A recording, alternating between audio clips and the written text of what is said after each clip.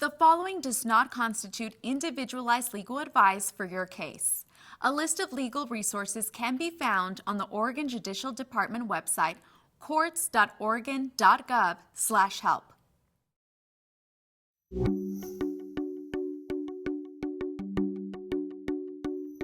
Landlord-tenant disputes can arise from many different issues and are some of the most common cases that come to the Multnomah County Courthouse.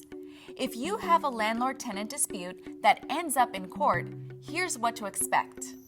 If you have been unable to reach agreement at your first court appearance, your case will be set for trial. A notice providing the date and time of your trial will be sent to you. Be sure the court has your current contact information. In accordance with statute, landlord-tenant trials must be set within 15 days of the first appearance date. If you are the plaintiff, failure to appear at the trial may result in your case being dismissed. If you are the defendant, you may receive a default judgment of eviction being entered against you. What happens at a landlord-tenant trial? At trial, the judge will hear evidence and testimony and make a decision called the judgment. The plaintiff, usually the landlord or an agent hired to represent the landlord, goes first and the defendant, tenants, go second. Both sides will have the opportunity to present sworn testimony, provide evidence, for example, photographs, a rental agreement, eviction notice, or canceled checks.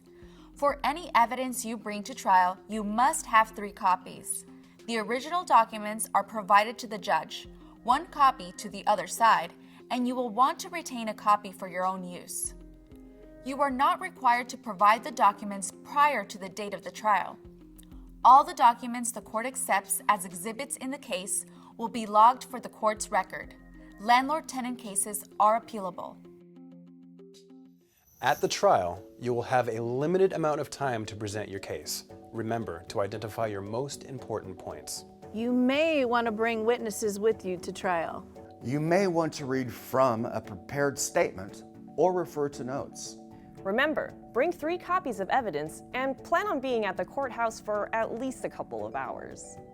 If the judge decides in favor of the plaintiff, the court may order you to leave the property, to move out, and require you, the defendant, to pay the plaintiff's costs and lawyer fees. If the judge decides in favor of the defendant, the court may dismiss the case and require the plaintiff to pay the defendant's costs and lawyer fees. For information about what may happen after your judgment, visit the Oregon State Bar's website at osbar.org under the Public tab, Legal Information Topics. Landlord-tenant disputes can be stressful, and we hope this video has been helpful. Remember, the courts are here to help you navigate the process.